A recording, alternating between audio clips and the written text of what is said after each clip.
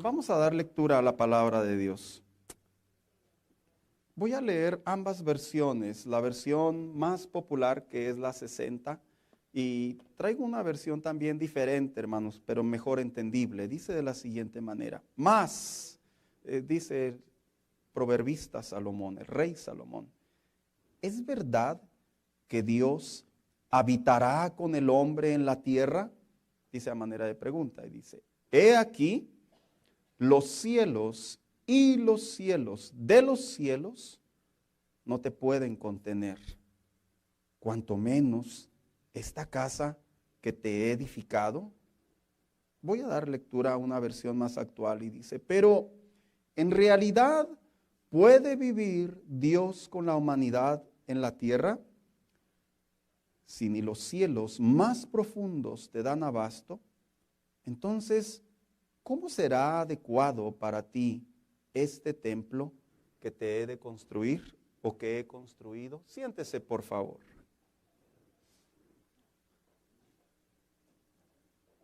¿Sabe que me pasó una sensación muy extraña? Obviamente ya habíamos anunciado el pasado jueves que estaríamos en este lugar y me puse a pensar y dije, preparar un sermón en base a la ocasión, pero le voy a ser muy sincero, a pesar de que era posiblemente la necesidad, el corazón de pastor me llevó a predicar lo que he estado predicando estas semanas anteriores en relación a la adoración.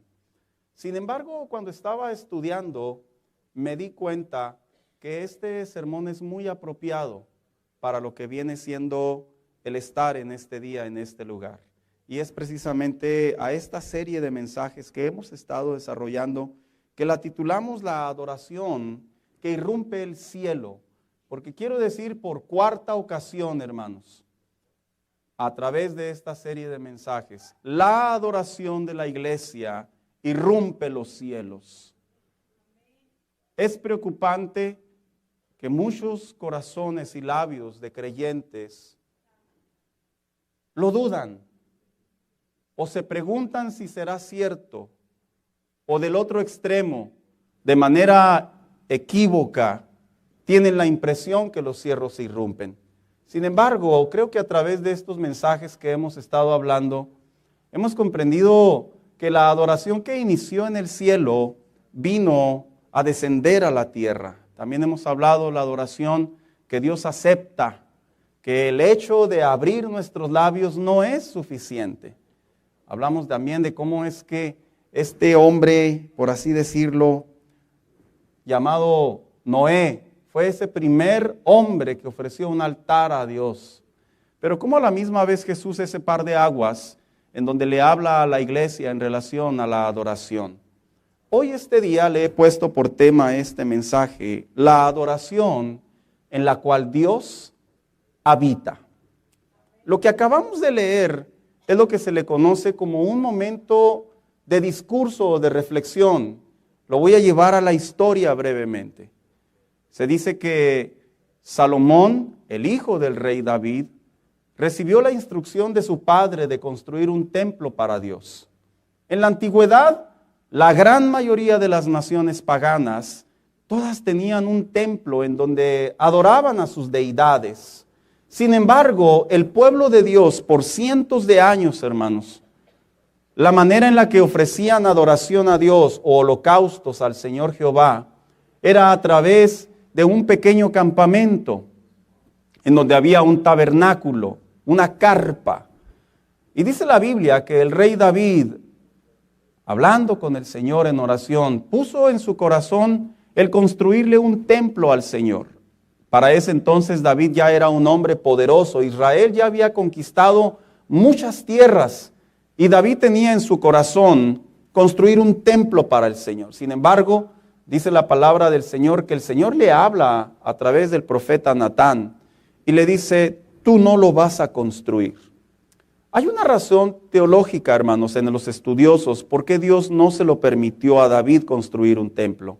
David tenía los elementos, tenía el dinero, tenía el terreno, tenía la intención, Pero debido a que fue un hombre de guerra, un hombre que derramó mucha sangre en combate, Dios se lo restringió.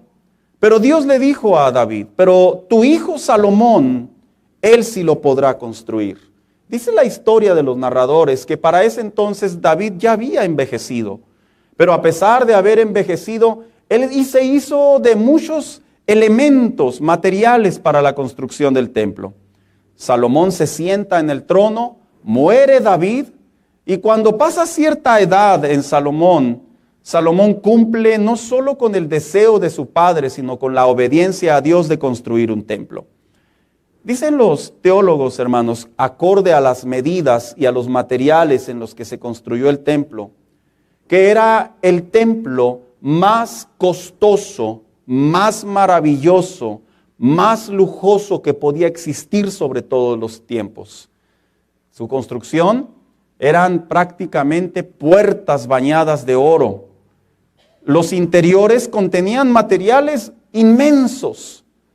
Y se dice que cuando se terminó de construir el templo, dice la palabra de Dios que los sacerdotes, había dos personajes que entraban a los templos. Y era precisamente los sacerdotes junto con los levitas y un hombre llamado sumo sacerdote. Y hubo lo que le llaman la inauguración del templo a Jehová. La inauguración significa que ya dejarían de estar en una carpa el pueblo de Dios y ahora pasarían a una estructura como la que puede ser esta ocasión o cualquier otra iglesia. Y dice la palabra de Dios que Salomón expresó estas palabras en reflexión a lo que había sucedido. Antes de decirle lo que había sucedido, le voy a decir lo que él dijo. Él reflexionó a sí mismo y dijo, ¿será posible que Dios puede habitar entre los hombres? En realidad se refería en el templo. Dice, ¿acaso será que Dios puede estar en un templo? Sus palabras tenían una razón, hermanos. Y él nuevamente se pregunta si Dios es el Dios que es inmenso sobre los cielos. Y luego dice, y los cielos sobre los cielos, refiriéndose a la atmósfera, dice, ¿cómo puede ser posible que habita en este lugar? Cuando los creyentes estudiamos un poco más la Biblia, sinceramente, hermano, es inentendible pensar que el Todopoderoso, el gran, el que construyó el universo, el que la Biblia inclusive dice que le puso un límite al mar para que no cruce más sobre de él. Cuando nos ponemos a filosofar sanamente, sinceramente, hermanos, no entendemos la capacidad de cómo el Todopoderoso, el que tiene millares de ángeles, el que construyó con su boca el cielo y la tierra y está sentado en el trono de los cielos, no entendemos cómo puede habitar en un lugar tan pequeño. Sin embargo, cuando se estudia en la teología de la Biblia, comprendemos, lo voy a decir en palabras muy simples, como si Dios le dijera al hombre, si yo me acerco a ti, mueres por lo santo que soy. Por lo tanto, te daré gracia y salvación para que habite el Espíritu Santo dentro de ti. Y construirás templos para que me adores. Y no solamente habitaré dentro de ti, sino que cuando adores en los templos, mi presencia fluirá. Yo sé que estas palabras generalmente se escuchan mucho en el lenguaje cristiano. Lo diré en palabras más simples, más básicas. El hombre se pregunta si realmente puede sentir la presencia de Dios. Como cuando tú sientes la presencia de alguien que está a un lado de ti. La respuesta es que sí. Y eso viene bajo una provocación o bajo una razón. Y la Biblia enseña precisamente que cuando Salomón miró desde el lugar en donde él se encontraba y observó el templo de Dios, dice la Biblia que él miró una nube que posó sobre de ella. Esa nube era una teofanía, como se le conoce en el lenguaje teológico, una forma de Dios. En otras palabras, como Dios es espíritu, se le manifiesta al hombre a través de figuras en el Antiguo Testamento para su comprensión.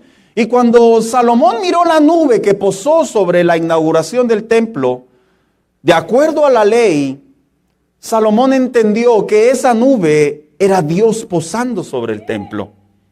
Y surge la pregunta, ¿acaso será que Dios puede habitar en un templo? ¿Por qué lo dijo? No solamente porque vio una nube, sino porque había unos sacerdotes, dice la Biblia, que ellos ministraban. La palabra ministrar lo explicaré al finalizar el sermón a manera de conclusión, pero lo introduzco. Era como decir, había hombres que estaban haciendo sacrificios a Jehová. En el Antiguo Testamento así era. Y de repente dice el narrador que no pudieron ya más. De hecho, otras versiones dicen que tuvieron que salirse del templo, porque había entrado una gloria tan grande que ellos tuvieron que alejarse. Algunos teólogos dicen que fue por temor, otros dicen que fueron impulsados por Jehová, porque lo que se estaba sintiendo allá adentro, sus vidas no lo soportarían. A tal punto que Salomón, vuelvo a decir, surge en sí, dice, Dios habitará. Esto me lleva a una reflexión de la iglesia del siglo XXI. Hoy en día es de bien saber, hermanos, yo no vivo en una utopía propia. En otras palabras, en un mundo solo y nomás lo que yo pienso es, no. Yo vivo en una realidad. Y hoy en día hemos visto una iglesia que se ha transformado al punto y al grado que muchos creyentes corren buscando un profeta, un apóstol, un maestro, un ungido. Otras iglesias recurren a lugares en donde haya las comodidades, en donde exista la tecnología y todas esas cosas que no son malas en cierta medida. Pero el problema es que el corazón del creyente sí está perdiendo algo que nunca debería de perder. Y de eso es de lo que voy a hablar esta tarde. Que no es un predicador el que produce la gloria de Dios. No es un apóstol, no es un maestro y no soy yo como pastor. No son los músicos, no es la estructura. Lo que produce la gloria de Dios es el hecho de que en cada corazón surge una adoración de entendimiento para su Señor a lo que venimos a hacer. Así de simple. Al punto y al grado que nuestros ojos se han convertido en una idea. Que si la iglesia no es motivada por algo, la iglesia no es llevada a algo, las emociones del creyente no se mueven a adorar a Dios. Las emociones del creyente no nos debe de mover lo que nuestros ojos ven, sino lo que la Biblia dice que es Dios sobre nosotros. A pesar de que tú puedes ver a tu esposa, que llevas años de matrimonio, así como la ves que se despierta en las mañanas, que no se ve del todo bien. Oiga, como aquella anécdota, ¿verdad? De aquellos casados que le dice uno al otro, ¿cómo amaneciste, vieja? Bien contento. Pasan los años y le dice, ¿cómo amaneciste, vieja? Y siguen pasando los años y le dice, ¿cómo amaneciste, vieja? Porque es cierto, las ideas del hombre van cambiando cuando pierden su enfoque. Y en esta tarde, el deseo de mi corazón es que a través de este mensaje, hermano, en donde vamos a ver de manera así secuente, cómo es que en realidad Dios habita en su casa. No habita en un contexto de labios. No habita en un contexto de reverencia. Vamos a guardar silencio o no grite o no pierda la compostura. No. No en un sentido de que necesitamos ver una imagen para que sentamos que nos mira y mejor me porto bien. No. Sino que realmente Dios habita en su casa desde un aspecto espiritual. Al punto y al grado que aunque usted vea colores y paredes, en realidad usted es un instrumento de adoración para el Señor. Independientemente. Así que la adoración en la cual Dios habita, en primer lugar, de acuerdo a esta historia, me gustaría que tuviera su Biblia abierta, ahí en el segundo libro de Crónicas, aun cuando voy a utilizar una versión más actual, acompáñeme, capítulo 5, obviamente no hay pantalla, espérenos, ténganos paciencia.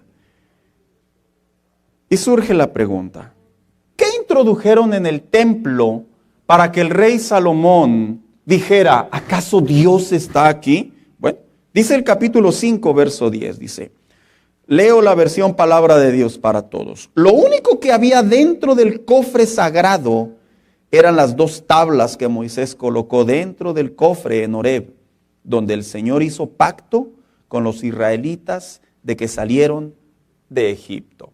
¿Sabe qué es lo que atrae la presencia de Dios en un culto, en una iglesia, en un centro de adoración? El pacto y el compromiso de saber que nosotros le pertenecemos a un Dios. Recuerde que cuando Dios le dio a Moisés las tablas de la ley allá en el monte Horeb, esos 10 mandamientos universales representaban el pacto, no solo el mandamiento, sino el pacto de Dios con Israel. Por lo tanto, Israel había sido enseñado que Dios iba a respaldarlos a ellos siempre y cuando ellos se sujetaran a los mandamientos de Dios. Yo te voy a decir algo. Cuando nosotros venimos a Cristo, y me refiero a los que son salvos, los que son hijos de Dios, así tajantemente lo expreso, nosotros somos enseñados continuamente que ahora le pertenecemos al Señor y nuestra vida ahora tiene un código de vida espiritual en el cual, a pesar de que aún estamos sujetos a una carne, entendemos que hay límites, hay mandamientos, hay estatutos, los cuales debemos de seguir porque ahora somos hijos de Dios. Cuando metieron las tablas de la ley, hermanos, en el templo, era una representación de Dios diciéndole al hombre: mi presencia va a estar en donde esté mi pacto con ustedes. ¿Sabes qué es lo que hace diferente una iglesia cristiana donde adoran los verdaderos hijos de Dios? Lo diré, a pesar de con respeto, pero lo diré. De una iglesia o de una Meca, un lugar, o en lo que pudiera ser musulmanes, los salones centros del reino, los salones, las iglesias mormonas. A mí me han preguntado infinidad de personas: ¿Dios podrá estar ahí? Yo les he dicho sí y no. Está el atributo de que es omnipresente, que habita en todo lugar. Pero no está ahí porque solo Dios está donde están los verdaderos adoradores. Y los verdaderos adoradores son los que le entregan su vida a Jesucristo y son llamados hijos de Dios. Por eso hoy en día tenemos el conflicto de las personas que dicen: cualquier iglesia es bienvenida. Yo les he dicho no. Podrás escuchar el nombre de Dios en muchos lugares. Les he dicho, pero realmente Dios habita en donde hay un pacto entre su pueblo y su ley. Una iglesia cristiana, lo digo en tono de maestro, califica, cumple con los requisitos. Si viven bajo la palabra de Dios, califica para que la gloria de Dios descienda en ese lugar. Califica. ¿Por qué? Porque es la representación de las tablas de la ley de Moisés. 2. ¿Qué introdujeron más al templo? Sacerdotes santificados. Miren lo que dice el verso 11 del capítulo 5. Cuando los sacerdotes salieron del lugar santo, pues todos los sacerdotes que se encontraban allí, dice, ya se habían purificado. La Biblia enseña que los hijos de Dios en el Nuevo Testamento somos el entendimiento de la idea de que un sacerdote era un ser, una persona que entraba a ministrar al Señor a través de holocaustos. Y cuando viene Cristo, la Biblia enseña que ahora cada uno de los hijos de Dios tenemos el acceso como ellos lo tenían exclusivamente, pero ahora nuestras oraciones y nuestra vida en el Señor tiene el acceso. Por eso dijo el apóstol Pedro, ahora son ¿qué? Reyes y ¿qué? Y sacerdotes, haciendo alusión que nosotros ministramos a Dios. ¿Dónde habita Dios? ¿Dónde habita el Señor? En donde hay corazones santificados.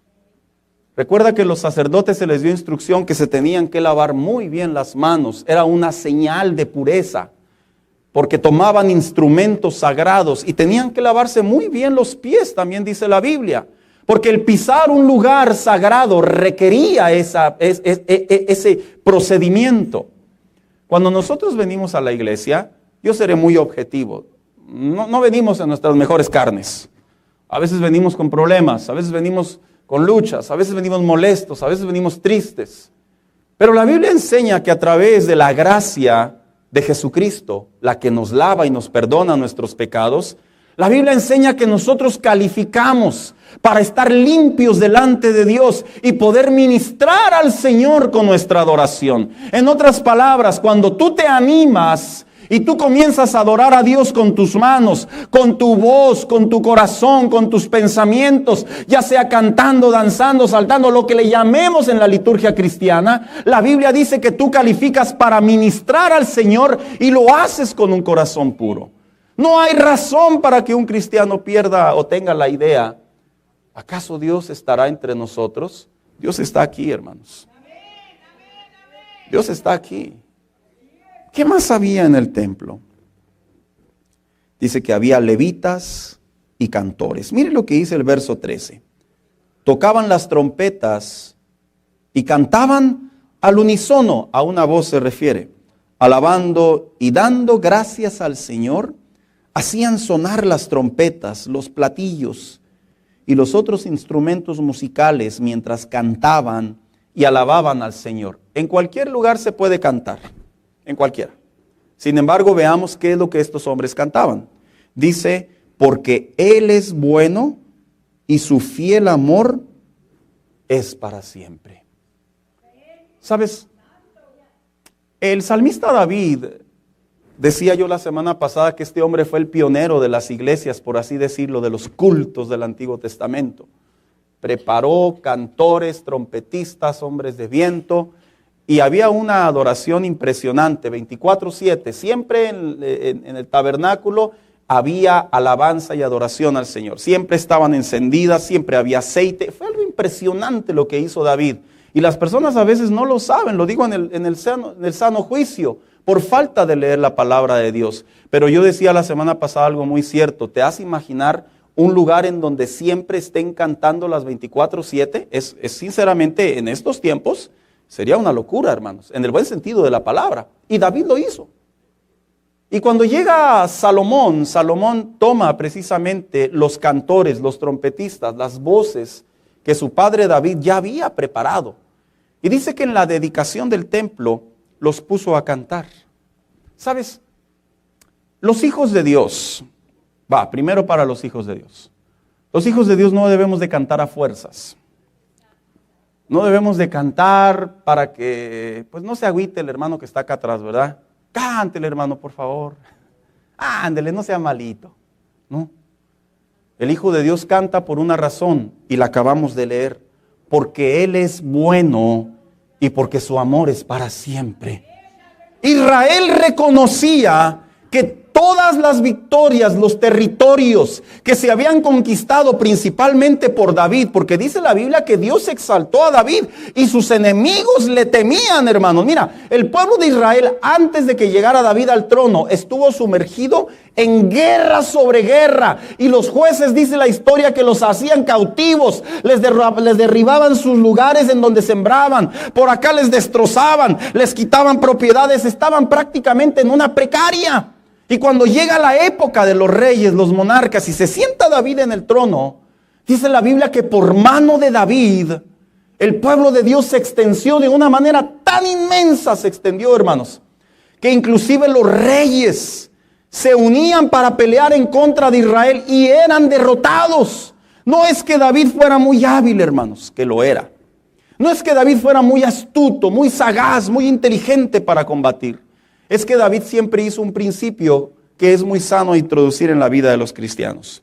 Y es que David todo lo que hacía, lo hacía con miras de glorificar a Dios. Así que a cada batalla que este hombre iba, pensaba, y es para la gloria de Dios. No es para mí, no es para que la gente me reconozca, no es para que la gente me aplauda, no es para que la gente me diga que soy inteligente, es para la gloria de Dios. Y dice la palabra de Dios que cuando los cantores empezaban a cantar, hermanos, ellos entendían generacionalmente que pasaron de ser una nación que estaba esclavizada a una nación que era poderosa comparada a las naciones como Egipto de aquellos tiempos. ¿Sabes? Los hijos de Dios, cuando cantamos en la iglesia, cuando adoramos a Dios en la iglesia, cuando tú vienes y tú te involucras en toda la liturgia de un culto, desde que vienes, mira, sea o no sea tu iglesia, traigas hambre o no traigas hambre, vengas enfermo o no vengas enfermo, vengas de visita o no vengas de visita, pero si tú eres hijo de Dios, el corazón de un hijo de Dios se desborda por la grande salvación que hemos recibido a causa de la gracia que tenemos a nuestro favor. Esa es la principal razón. ¿Y sabes quiénes lo comprenden esto? Los que leen la Biblia. Los que no leen la Biblia piensan que Dios es amor y que les debe la vida y que Dios está rogándoles para que vengan a cantar. ¡Jamás! No existe ese en el lenguaje, en el corazón de Dios. Él es digno de ser adorado. Y decían los salmistas, decían los cantores, porque Él es bueno, porque Él es bueno, porque para siempre es su misericordia. No es que seamos unos escandalosos los pentecostales, porque así nos dicen, ¿verdad, hermanos? De repente, que cómo nos gusta hacer ruido. Que cómo nos gusta el merequetengue. He de reconocer que de repente unos se exceden, pero ¿cómo les gusta echarnos? Es que cuando vemos en la Biblia lo que hacía el pueblo de Dios, los cantores, y cuando lo conectamos con lo que Dios hizo por nosotros, no hay razón para quedarse callado.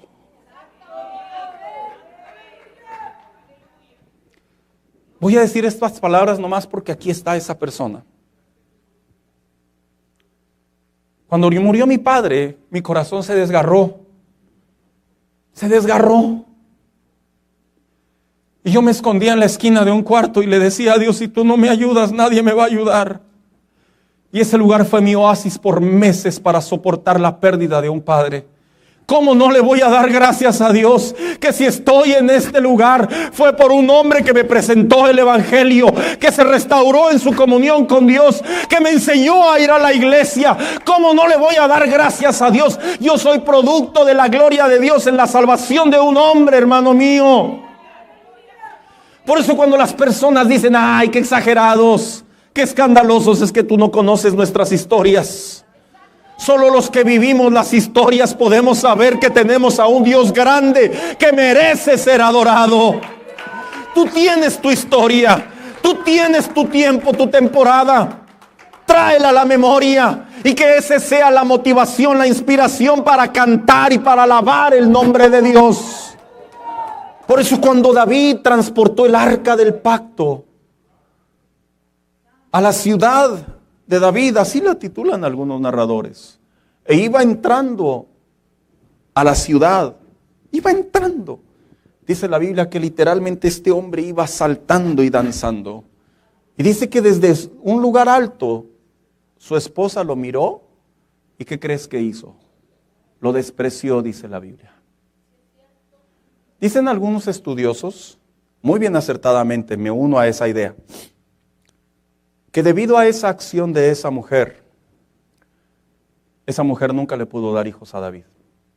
Léalo en la Biblia, nunca tuvo hijos con esa mujer. Y no porque David se le negara, era su esposa.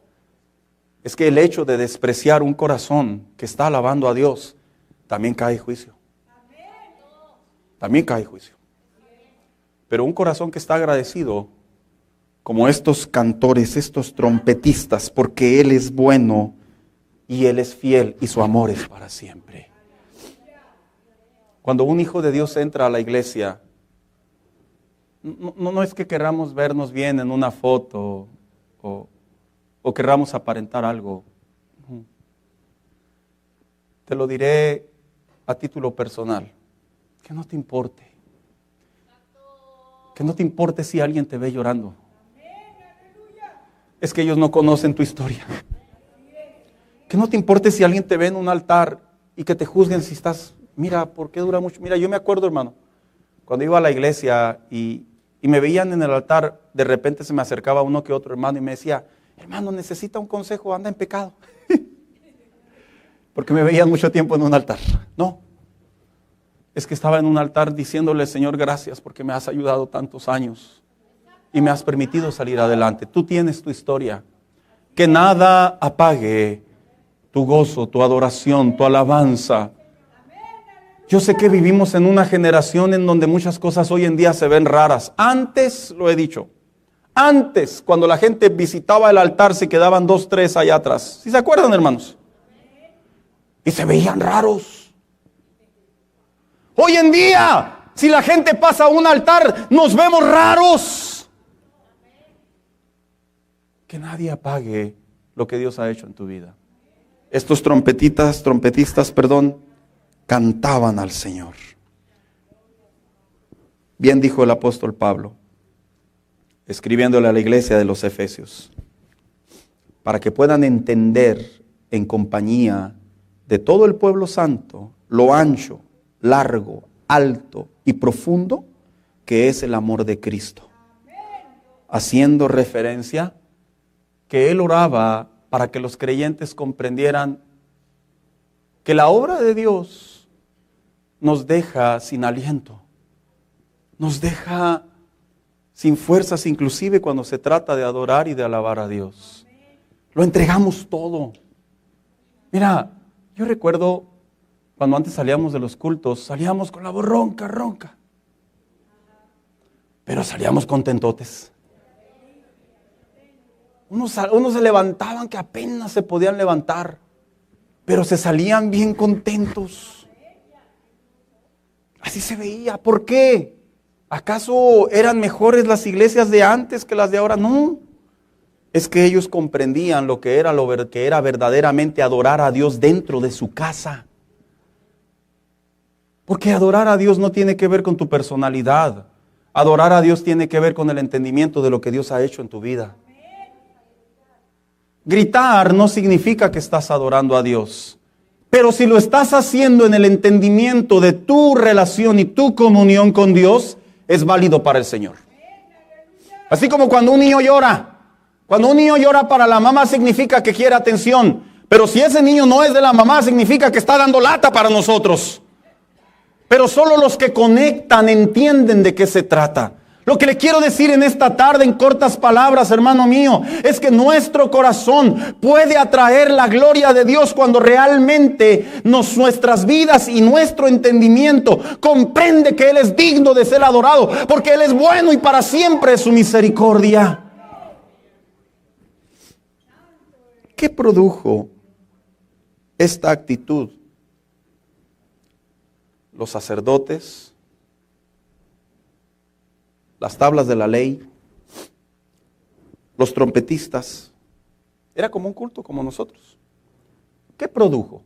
Bueno, dice la versión Palabra de Dios para Todos, segunda de Crónicas 5:14. Fíjese lo que dice, su versión dice algo diferente, pero lo voy a leer, dice: en ese momento se llenó el templo del Señor con una nube.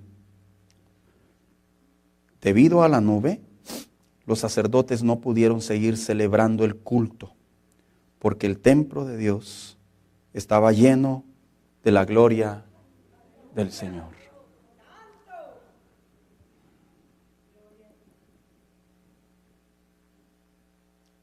Algunos de los que estamos aquí crecimos en iglesias en donde en cada culto descendía la gloria de Dios. ¿Sí estoy en lo correcto, hermanos? Asienten con un amén si estoy en lo correcto. ¿Por qué? ¿Es que eran coritos viejos, como le llaman algunos? ¿Es que eran iglesias chicas? ¿Es que era el tutata? ¿Es que eran otros tiempos? No. Es que conectaban lo que acabamos de leer. Se predicaba la palabra de Dios. Los trompetistas, que representan los ministros de alabanza, entendían lo que estaban haciendo. Y el pueblo, los sacerdotes, sabían lo que estaba a punto de suceder.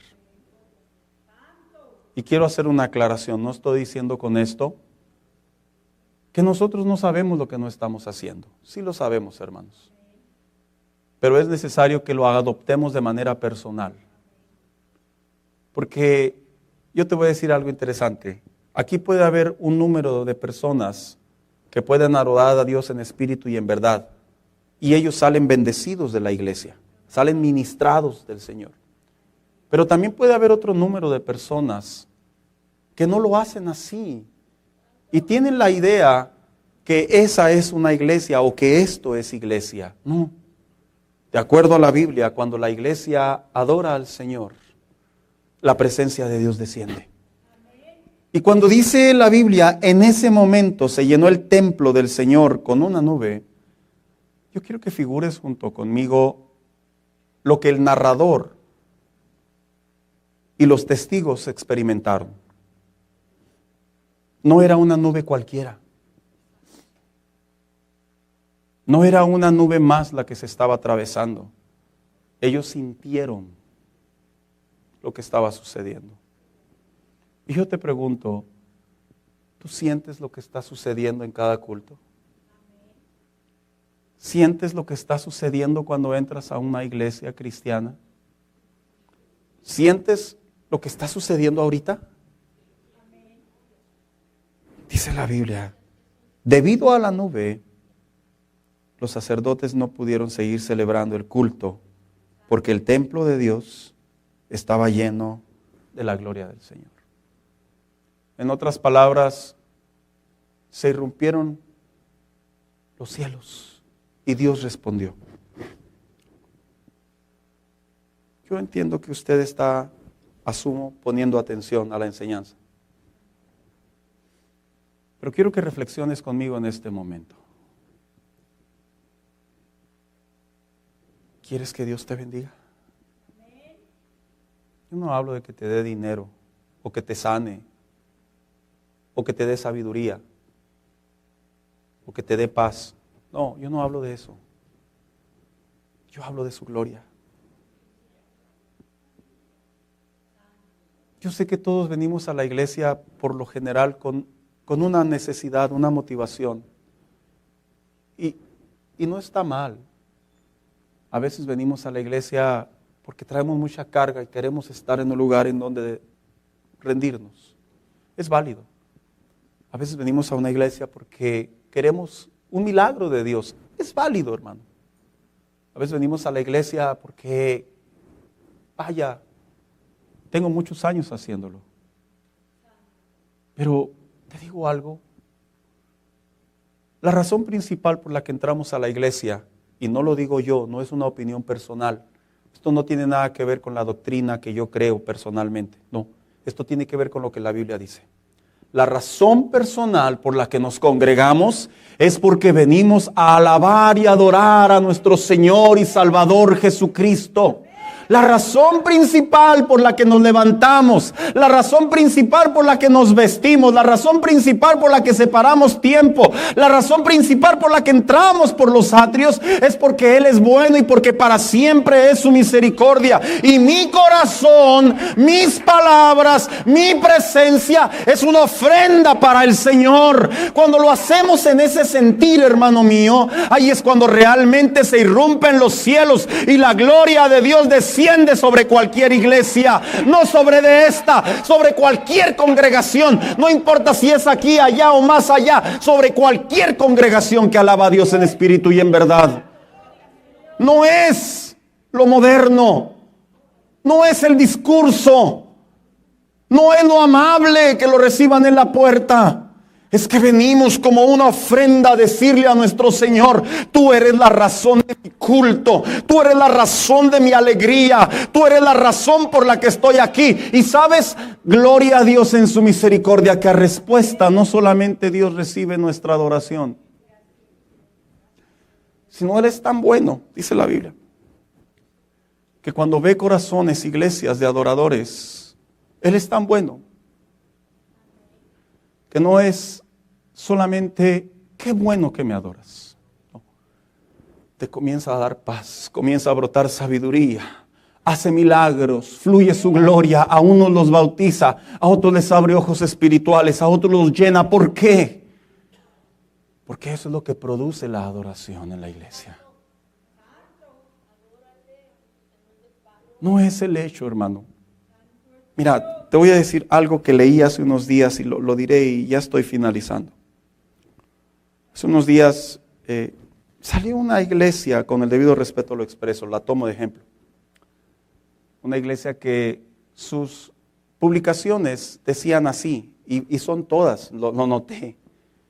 Ven por tu milagro, ven por tu milagro, ven por tu milagro, ven por tu milagro. Yo le voy a decir una cosa, no opinión personal, no está en la Biblia. A la iglesia no se viene por un milagro. Se lo enseño desde acá arriba. A la iglesia no se viene por un milagro. A la iglesia se viene a adorar a Dios. Y si a Él le place, en su gracia y misericordia, Él nos sana. Pero la iglesia no somos milagreros. Lo digo porque hoy en día las personas tienen la impresión que eso es lo que venimos a darles. No les podemos dar nada, porque para empezar los milagros los hace el Señor de acuerdo a la cruz del Calvario. No somos milagreros, No somos santeros ni somos repartidores. Somos un lugar en donde nos congregamos y el buen Dios y Salvador viene a mostrarnos su gloria y su poder y salimos bendecidos de la casa de Dios. Piénsalo. Vente, hija. Piénsalo. Si logro adaptar lo que estaba sucediendo en el templo de Salomón, lo voy a hilvanar de la siguiente manera. Ya había entrado la ley. Es lo que estoy haciendo yo. Entraron los levitas, los cantores, los trompetistas. Es lo que estamos haciendo antes de esto. Pero llegó un momento sublime en donde dice la Biblia así, en ese momento. Una manera de decir de repente. No somos los pastores los que andamos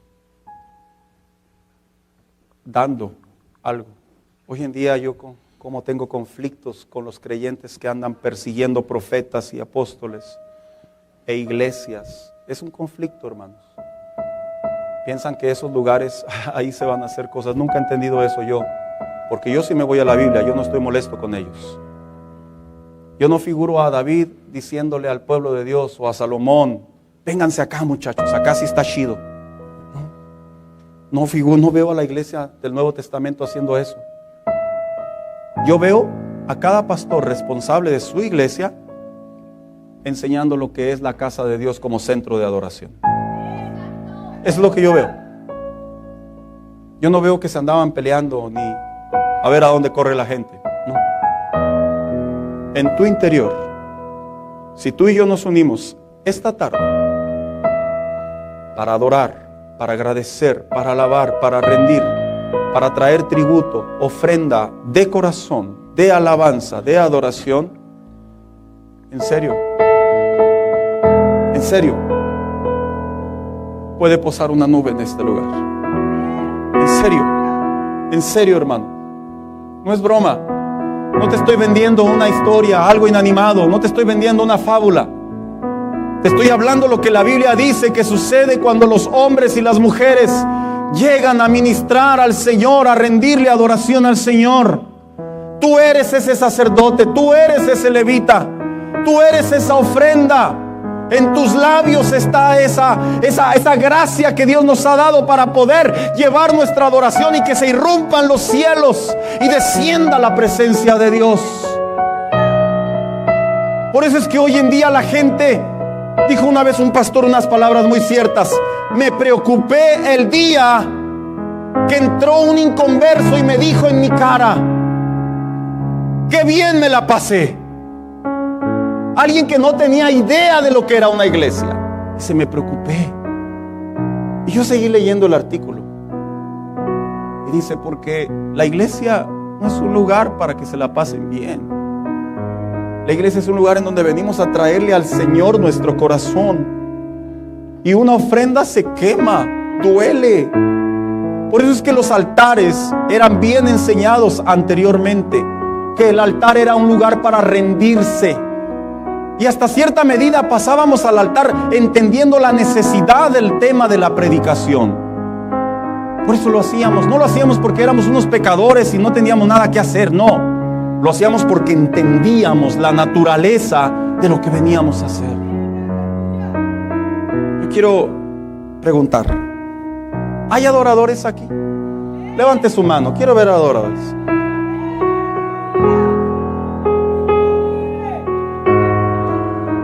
¿Quieres adorar? En serio te pregunto, ¿quieres adorar? Y mira, de acuerdo a la Biblia, si a Él le place,